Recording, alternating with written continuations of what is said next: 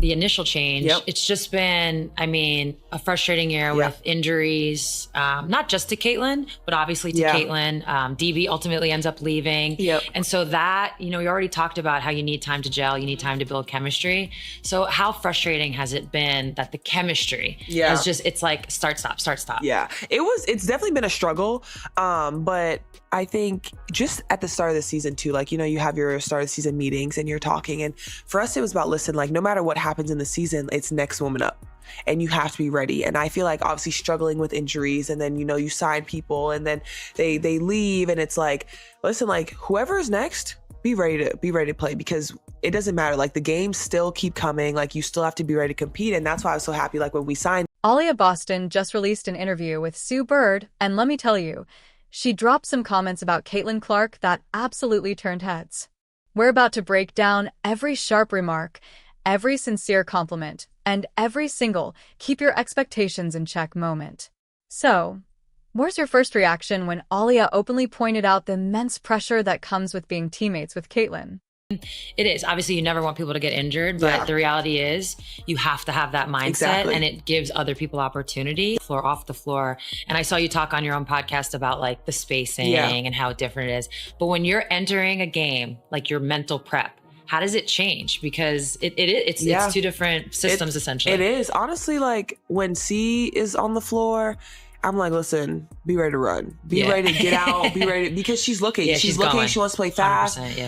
Super early in the offense. And like we do that too as well here. But I think sometimes too now without her, like we can get into like a little more half court execution, make the defenses work a little bit harder, first side, second side, third side. And then I think when you have like Kelsey, when Kelsey's playing in transition, get that ball. Ultimately, you always hope that everyone involved benefits when injured players finally make their return to the court.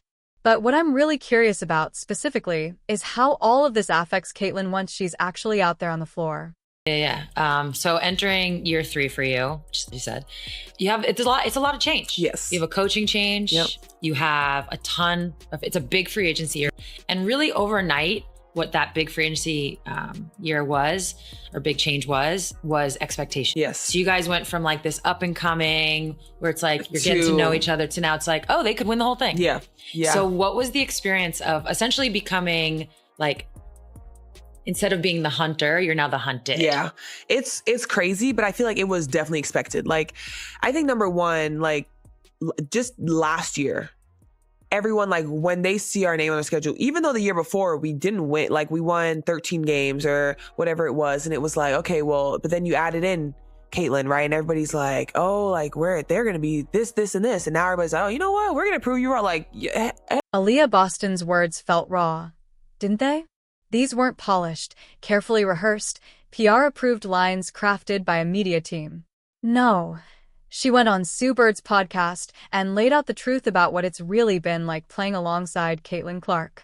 And let's be completely honest, that kind of honesty carries far more weight than yet another headline pretending everyone's the best of friends. It's like, yeah, like they got, for us, we always think like you have to approach every season with like, we're winning this whole season.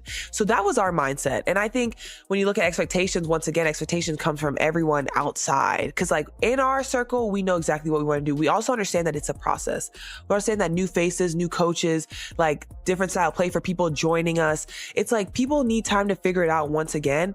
But when you do figure it out, it's going to be scary. And I feel like that's what it was for us. And that was our approach. And we're still like, listen, we are coming here to win this thing. Like that's what it is. And that's not going to change no matter what. Boston's perspective cuts deep precisely because she lives this reality every single day. Caitlin Clark has been hailed as the future of women's basketball, ESPN's new highlight machine, and a ratings magnet. That kind of relentless noise is impossible to escape, whether you're scrolling through your phone or stepping into a packed arena. And Boston isn't oblivious to it. She made it clear. Caitlin Clark brings eyes, attention, and sky-high expectations to every single Fever game. Now, let's pause for a second. Aaliyah Boston isn't some bitter teammate searching for sympathy. She's an all-star in her own right, the 2023 Rookie of the Year, and the undeniable centerpiece of the Indiana Fever before Clark ever arrived. But the moment Caitlin landed in Indianapolis, everything shifted. Suddenly, every missed shot was replayed online, Every awkward possession turned into a heated debate, and every single win or loss was dissected with the intensity of a playoff series.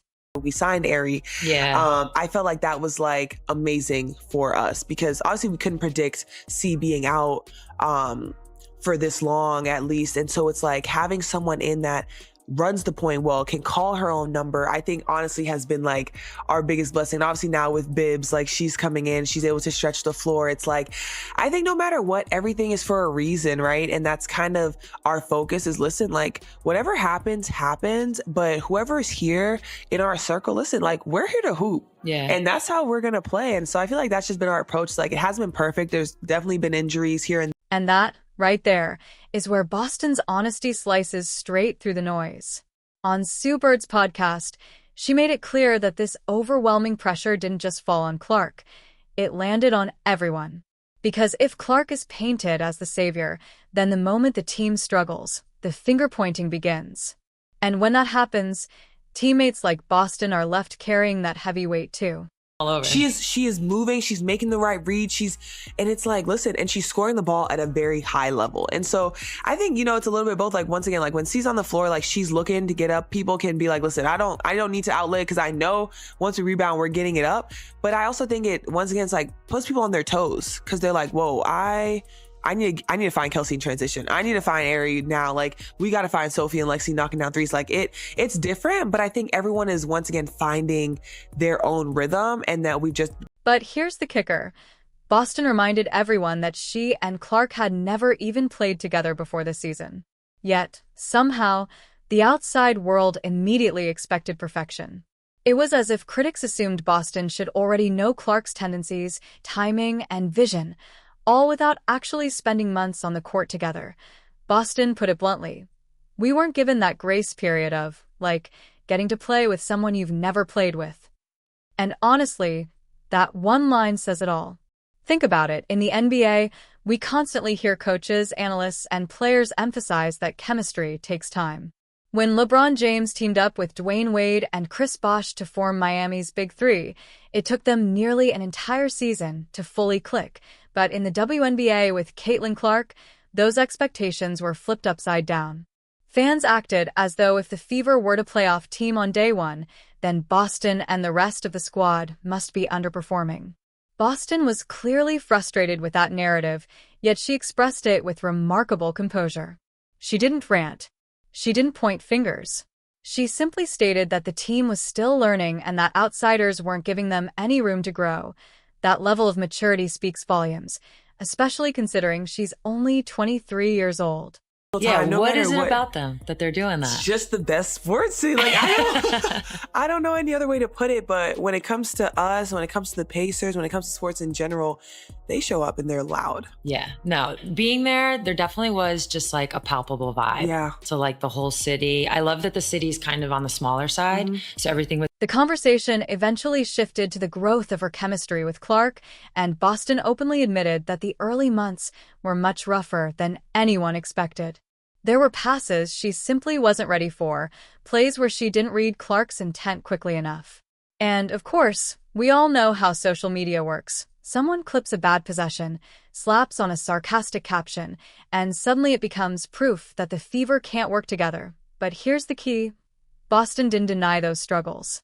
Instead, she explained why they happened. As the season progressed, she began to pick up on Clark's rhythm. She noticed exactly where Caitlin's eyes were pointing. She recognized when a pass was coming without needing to hear a word, and she started reading her body language, the head tilt, the footwork, before the ball even left Clark's hands. That's how real basketball chemistry develops. Not from magic, but from countless reps, shared moments, and trust. Boston even painted a vivid picture. Once you've logged enough possessions with Caitlin, you don't need her to yell cut or scream for the ball. You just know. And that's when the Fever began to look far more connected on the floor. Honestly, here's where the sarcasm kicks in, because it's hilarious that people thought this wouldn't take time. Did fans really expect Boston to instantly become Clark's perfect pick-and-roll partner after one practice? Did they imagine every lob would land and every finish would look like a highlight reel? That's not how sports work. Chemistry is messy. It's full of mistakes. And Boston's explanation on Sue Bird's podcast proves she deeply understands that process. But let's not sugarcoat it. Boston has also dealt with relentless trolls. On the very same show, she admitted that people have tweeted at her, saying things like, "You're the worst big I've ever seen." Think about how absurd that is. She's a #1 draft pick, Rookie of the Year, and All-Star, and yet some couch critic feels. The conversation eventually shifted to the growth of her chemistry with Clark, and Boston openly admitted that the early months were much rougher than anyone expected. There were passes she simply wasn't ready for, plays where she didn't read Clark's intent quickly enough.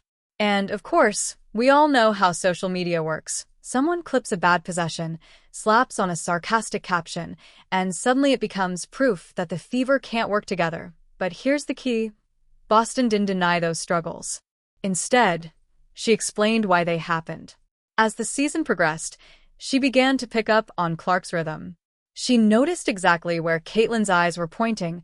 She recognized when a pass was coming without needing to hear a word, and she started reading her body language, the head tilt, the footwork, before the ball even left Clark's hands.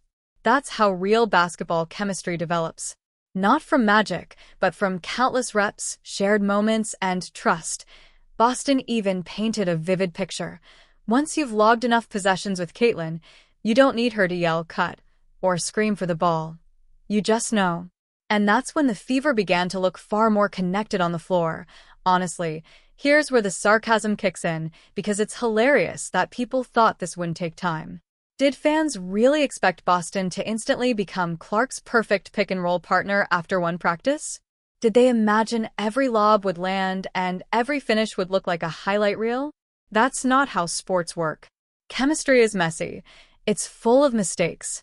And Boston's explanation on Sue Bird's podcast proves she deeply understands that process. But let's not sugarcoat it. Boston has also dealt with relentless trolls. On the very same show, she admitted that people have tweeted at her, saying things like, "You're the worst big I've ever seen." Think about how absurd that is. She's a #1 draft pick, Rookie of the Year, and All-Star, and yet some couch critic feels.